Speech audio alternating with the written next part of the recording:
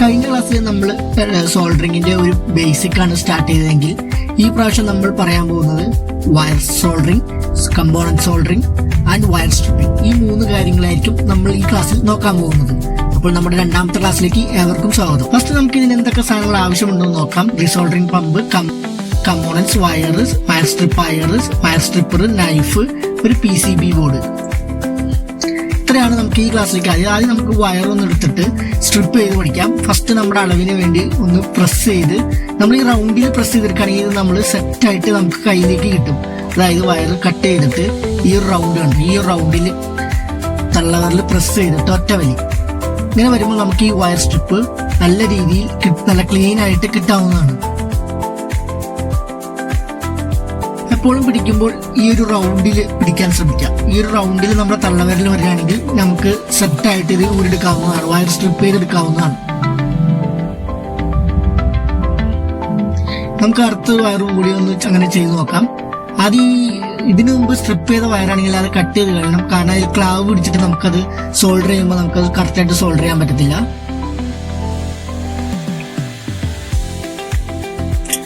Okay, നമുക്ക് ഇനി electronics components എടുക്കാം. ഞാൻ ഇവിടെ 2 റെസിസ്റ്ററാണ് എടുക്കുന്നത്. ഒരു റെസിസ്റ്ററും ഒരു ഫ്യൂസ് റെസിസ്റ്ററുമാണ് സോൾഡർ ചെയ്യാൻ വേണ്ടി എടുക്കുന്നത്. ഓക്കെ, ആദ്യം ഈ ഫ്യൂസ് റെസിസ്റ്റർ തന്നെ നമുക്ക് എടുക്കാം.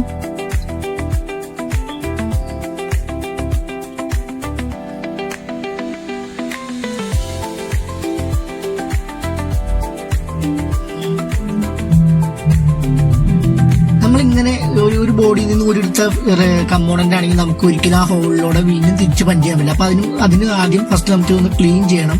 ക്ലീൻ ചെയ്തതിന് ശേഷം ഒന്ന് ഹീറ്റ് കൊടുത്ത് ക്ലീൻ ചെയ്തതിനു ശേഷം നൈഫ് എടുത്തൊന്ന് ഉറച്ച് അതിന്റെ സ്ലീവ് ഒക്കെ ഒന്ന് കളഞ്ഞ് പെർഫെക്റ്റ് ആക്കണം.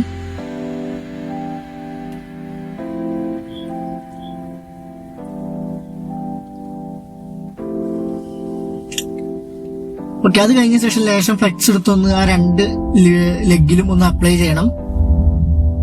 അത് കഴിഞ്ഞ് ആ ബോഡി വെച്ചിട്ട് നമുക്ക് ഇത് നല്ല നൈസായിട്ട് സോൾഡർ ചെയ്തെടുക്കാവുന്നതാണ്. ഞാൻ കാണിച്ചു തരാം.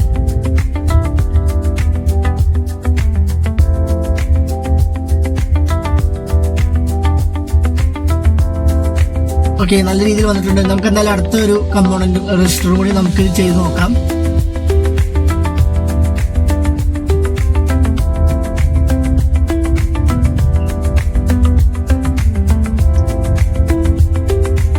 അതേപോലെ ഫ്ലെക്സ് എടുത്ത് ഒന്ന് ലേശം തേച്ചിട്ട്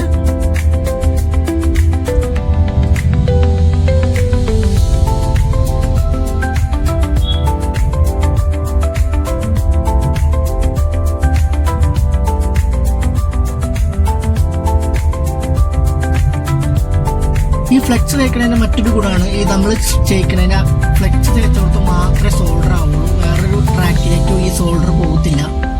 അതിനാണ് ഫ്ലെക്സാണ് നമ്മൾ മെയിനായിട്ട് യൂസ് ചെയ്യുന്നത്. ഓക്കെ, നമുക്ക് ഇനി ഡീസോൾഡറിങ് എങ്ങനെ ചെയ്യണമെന്ന് നോക്കാം. ഡീസോൾഡറിംഗ് ആയിട്ട് 2 ഓപ്ഷൻ ഉള്ളത്, ഒന്ന് വയർ, ഒന്ന് റീസോൾഡറിംഗ് പമ്പ്. വയർ ഞാൻ ഉപയോഗിക്കാറില്ല, കാരണം വയർ ഒരു പഴയ രീതിയാണ്, പക്ഷെ കുറച്ചുകൂടി ടഫാണ് ചെയ്യാനായിട്ട്. അതിന് നല്ലതും റീസോൾഡറിംഗ് പമ്പ് തന്നെയാണ്.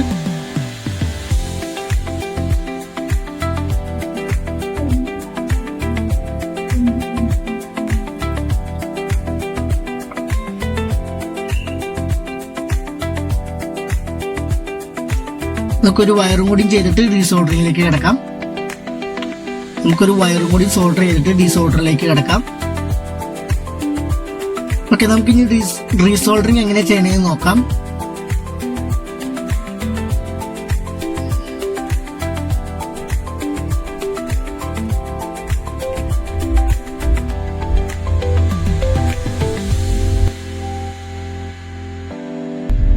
ഇത് പുതിയതായിട്ട് സോൾഡർ ചെയ്തുകൊണ്ട് തന്നെ ഇത് പുതിയതായിട്ട് സോൾഡർ ചെയ്തുകൊണ്ട് തന്നെ ഇത് സോൾഡറിംഗ് ചെയ്യാൻ വയ്ക്കുമ്പോൾ തന്നെ ഈ കമ്പോണൻസ് ഊരിപ്പോരാൻ ചാൻസ് ഉണ്ട്.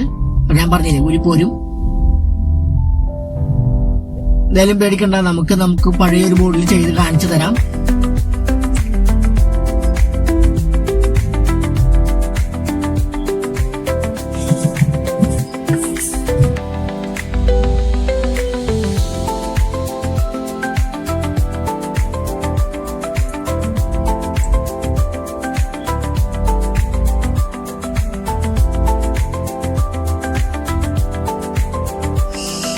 ഞാൻ പഴയൊരു ബോർഡിൽ അതെങ്ങനെ കറക്റ്റായിട്ട് ചെയ്യണമെന്ന് കാണിച്ചു തരാം. ഇതിലെ റെസിസ്റ്റർ ഞാൻ നിങ്ങൾക്ക് വേണ്ടി കൂടി കാണിച്ചു തരാം.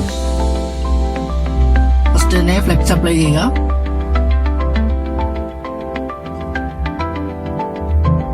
അത് കഴിഞ്ഞിട്ട് ഒന്ന് സോൾഡറിംഗ് വയർ കണക്ട് ചെയ്യുക, ലിഡ് കണക്ട് ചെയ്യുക, പമ്പ് എടുക്കുക, പ്രസ് ചെയ്യുക. ഒന്നുകൂടി ശ്രദ്ധിച്ച് കണ്ടോളൂ.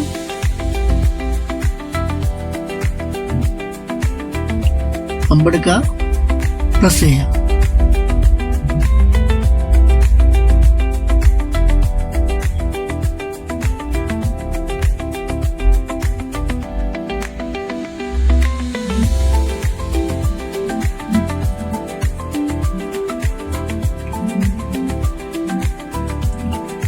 നിങ്ങൾക്ക് തന്നെ കാണാം നൈസായിട്ട് സോൾഡറിംഗ് എല്ലാം വിട്ടിരിക്കുന്നുണ്ട്. ഇനി ഒരു വലി വലിച്ചാൽ സാധനം കയ്യിലിരിക്കും, റെസിസ്റ്റർ കയ്യിലിരിക്കും.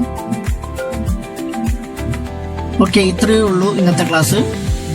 നിങ്ങൾക്ക് ക്ലാസ് ഇഷ്ടപ്പെട്ടെങ്കിൽ ലൈക്ക് ചെയ്യുക, സബ്സ്ക്രൈബ് ചെയ്യുക, ആ ബെല്ലൈക്കണും കൂടി ഒന്ന് പ്രസ് ചെയ്യുക.